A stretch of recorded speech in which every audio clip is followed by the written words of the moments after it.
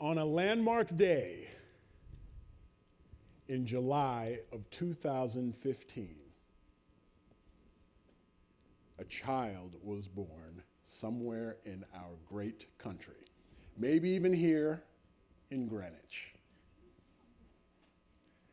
That child was not Caucasian. Cheers for that, interesting. And at that moment, at that very moment, the number of children of color in America, ages 0 to 5, outnumbered that of white children of that same age group. I run an elementary school, so I know this audience well. This is my target market. These are my consumers, my people. The school year preceding that day, 2014-15, was the first year in the history of America that there were more non-white children enrolled in public elementary schools than white children. Cheers for that. In 15 years, over half of America's workforce will be non-white. In 25 years, over half of our population will be non-white. It's manifestations like these that reflect the changing face of America. And manifestations like these give birth to the paradoxical term majority-minority. They also give rise to some real confusion, such as when a man proudly proclaimed to me that his company was over 50% diverse. He couldn't have known he was going to give me a 3-month-long headache trying to figure out what that meant. But whenever I share this information about majority-minority, I am quick to say to white people 2 things.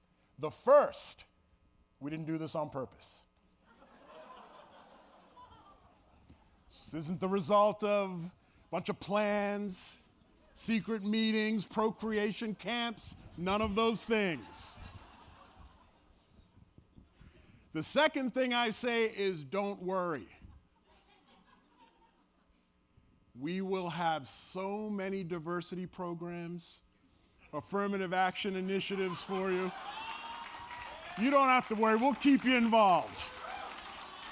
We got your back. We got your back. Nothing to worry about at all. But, seriously, are we ready for this population shift? And what does being ready even mean? To me, it means a few things. The first is we have to take advantage of this opportunity to live the values we have proudly and boldly championed for 2.5 centuries. The whole all created equal,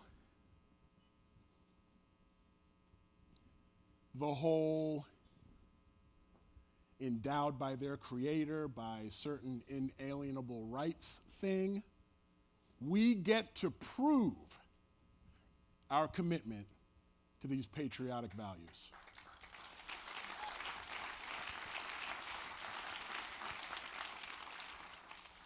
It also means that we have to go far past accepting,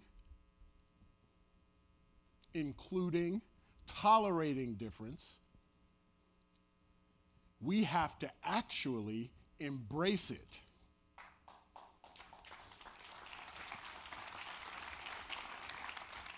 Both figuratively and literally in our workplaces, in our neighborhoods, and in our homes.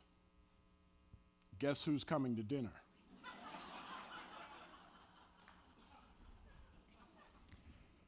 And finally, it means that a brilliant black student should be able to take a quick nap on her own college campus without police intervention.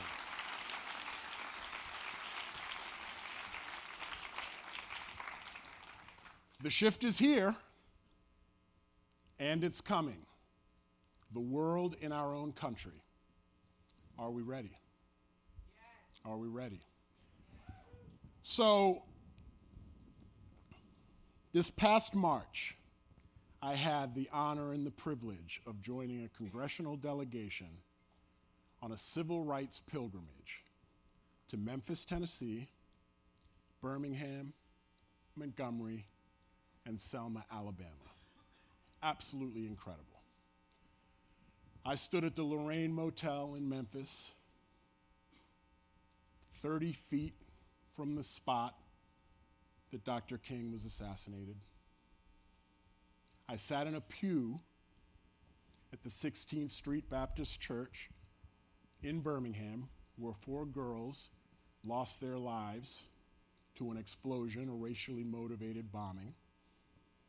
I stood in Dr. King's office in the Dexter Avenue Baptist Church in Montgomery, and I crossed the Edmund Pettus Bridge in Selma. And as incredible as those iconic and historic places were, they couldn't compare to the feeling I got from the people. I heard from Juanita Abernathy, the wife of Ralph Abernathy, one of Dr. King's right-hand inside circle. She said one of the hardest things about the trauma and the horror of the civil rights challenges was that they loved their white brothers and sisters. She said they weren't taught to hate. They only knew love. They abhorred how they were being treated, but they loved their white brothers and sisters. I heard from Peggy Wallace Kennedy, daughter of Governor George Wallace, governor of Alabama, whose leadership facilitated, enabled, encouraged so much of the segregation. And she told a story of Governor George Wallace in 1979, showing up at Dexter Avenue Baptist Church in Montgomery, unannounced, wheeling himself up to the front of the congregation, whispering to the pastor and asking for permission to address the congregation. 7 years earlier, he had been shot, confined to a wheelchair and paralyzed. He was granted permission, and he said to the congregation, "I now know what pain and suffering is. I apologize for the pain and suffering that I contributed to your lives. Will you forgive me?" And the congregation granted him forgiveness. I heard from Mary Lilleboe, daughter of Viola Luzo, who is now one of my new heroes. Viola was sitting in her home in Detroit, Michigan, watching footage of the failed Selma March, yet another bloody Sunday. And she saw the images and she stood up and she said to her family, "I'm going. I have to get to Selma." Mary tells the story and says that she and her siblings weren't surprised. But Viola's husband said, "It's not your fight. Don't go, it's not your fight." To which she responded, "It's all of our fight. I'm going." Viola went to Selma, And sadly, while she was shuttling activists to the Montgomery airport, she was shot and killed.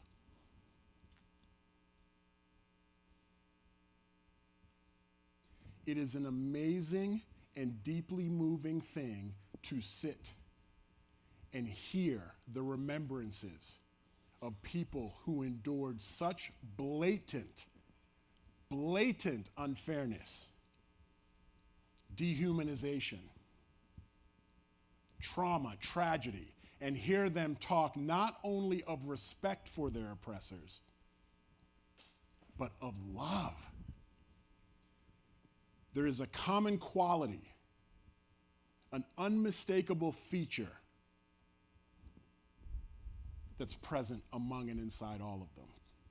It's some combination of love, understanding, contrition, forgiveness, unity. That common feature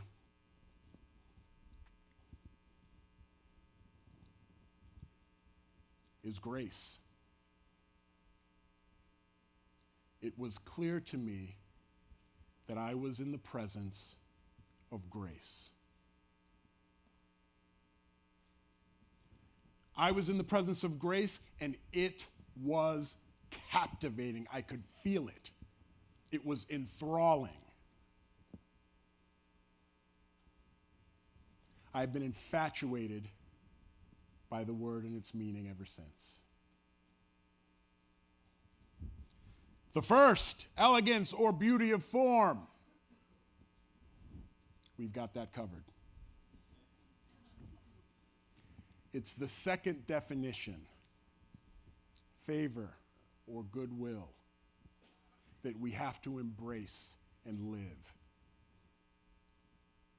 I am absolutely convinced that this is the missing and key ingredient from elevating our nation and our world to a new place of being.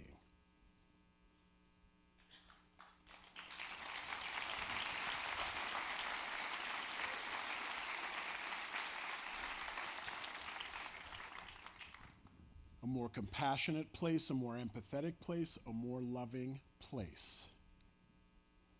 Grace. Now, it's not lost on me that some of you are sitting there hearing me utter these words and are thinking, is he talking to me?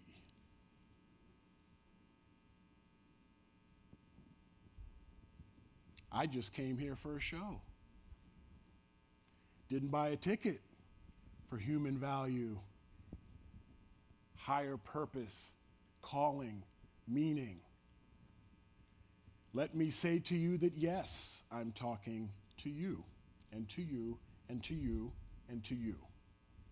And let me say that you are absolutely in the right place. In fact, there's no better place, because this is the place you occupy here and now, which is always the best place for impact and transformation. I call you to consider everything you do in a more global and expansive spirit. A spirit that challenges you to value each and every human life. You often hear the phrase, being on the wrong side of history. I heard this phrase when I was on the pilgrimage. It characterized the villains of the civil rights movement, the racists, the bigots, the haters. The key question is, what does it mean to be on the right side of today and tomorrow? What does it mean to be on the right side of today and tomorrow? Dignity, inspiration, principle, love, elevation, knowing the right thing and doing the right thing, all in the service of celebrating human value. Let's all get to that place. Grace will take us there. Thank you. Thank you. Thank you very much. Thank you. Thank you. Thank you. Thank you.